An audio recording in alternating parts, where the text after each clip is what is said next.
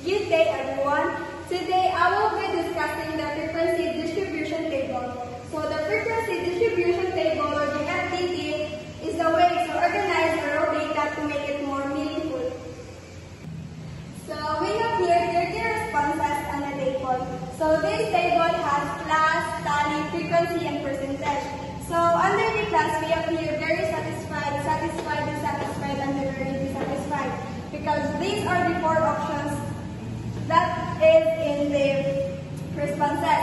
So after we identify the class, we next follow the tally. So in order for us to get the tally, we need to count how many very satisfied responses that the respondent responds. So in order for us to identify how many very satisfied are there, we need to count it out.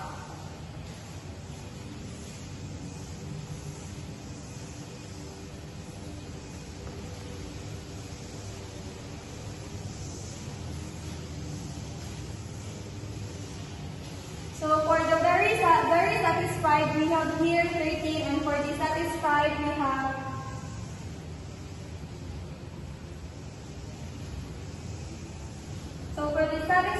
we have 10, and for the dissatisfied, we have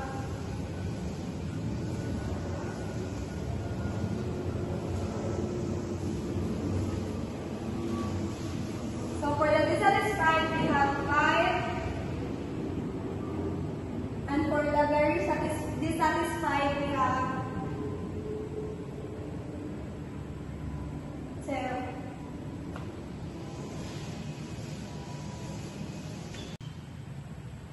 So once we're done with the tally, we need to count it up if it would total to 30.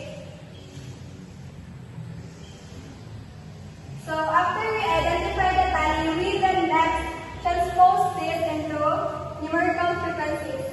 So we have here 13, 10, 5, and 2. And it would total to 13. So after for the frequency, we need to identify its percentage. So in order for us to identify its percentage, we need to divide the frequency into the number of responses and then multiply it into 100%. So in order for us to identify the percentage, we must use this formula, which is the frequency divided by number of respondents, and then multiply it into 100. So for example, for the 13, so 13 divided by 30 times 100, it would be 43%. And then repeat this steps to the satisfied, dissatisfied, and very satisfied. So for the satisfied, we have 33%, 17% for the dissatisfied, and 7% to the very dissatisfied. So once you get its percentage, you need to sum it up, and it needs to be total in 100%.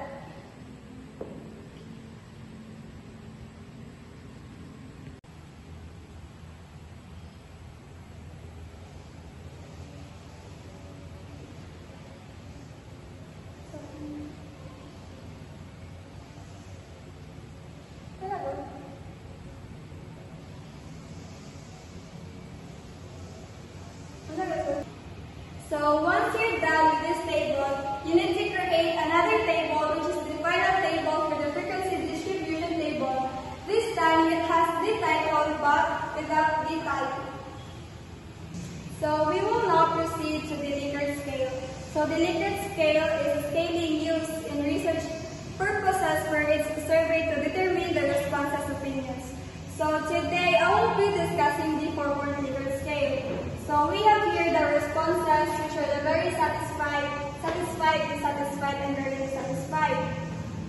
So in order for us to get the total value of the responses, we need to transform these words into numbers. So for very satisfied, we labeled it as 4, 3 for the satisfied, 2 for the dissatisfied, and 1 for the very dissatisfied.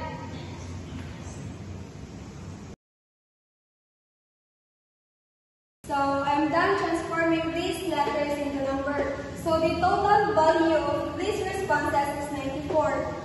Now we have to determine the mean. So in order for us to get the mean, we need to divide the total number of responses into the number of responses which is 30. So the answer would be 3.13.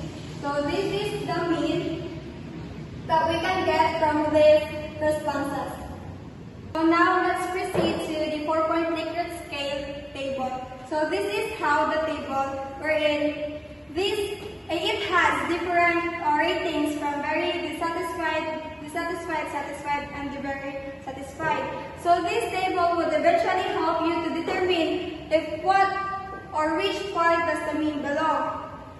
So before we get this rating, we need to use this formula wherein 4 minus 1 divided by 4. So the 4 right here is the number of scale. So once you're done dividing these two, you get the interval of 0.75. So this is how it shows wherein the very dissatisfied from 1 to 1.75, the dissatisfied is 1.76 to 2.50, dissatisfied is 2.51 to 3.25, and the very dissatisfied is from 3.26 to 4. So since we have here the mean of 3.13, meaning it does belong to the satisfied, since the satisfied is from 2.51 to 2.25. So let's proceed to the 5-point Likert scale.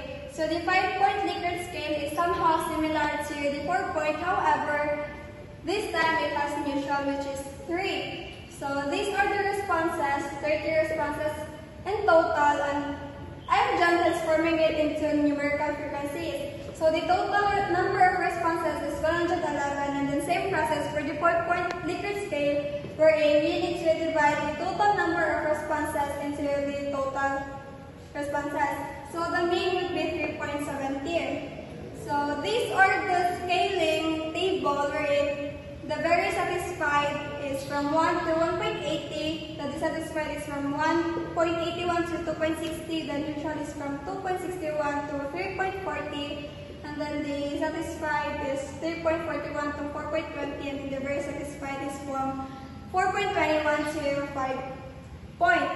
So in order for us to get this scaling, we need to use this formula wherein 5 minus 1 divided by 5. So the 5 right here is the number of scale. So it would total 2.18. So that explains why we come up with this rating. So since we have here the mean of 3.70, meaning it is satisfied, since the satisfied right here is from 3.41 to 4.20, where the 3.70 belong. So the next topic would be the sample variance of a 4-point Likert scale. In order for you to get the sample variance, you need to make a table. So the table contains the equivalent of responses, frequency, equivalent of responses minus mean, the equivalent of responses minus mean squared. It has an open and closed parenthesis, which means you need to calculate first the equivalent of responses minus mean before you square it. Lastly is the frequency times equivalent of responses minus mean squared. So the first one is 4 point. So the number of frequency in 4 are 13, while in 3 has 10 response.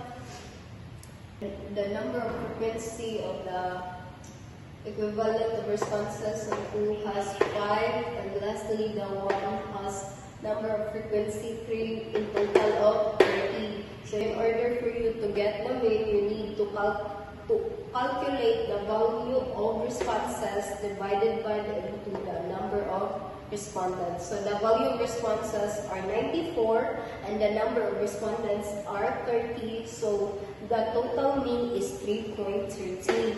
So since you already get the mean, you are going to subtract So 4 minus 3.13 is equivalent to 0.87, and 3 minus 3.13 is equivalent to negative 0.13, and 2 minus 3.13 is equivalent to negative 1.13, and lastly 1 minus 3.13 is equivalent to negative 2.13.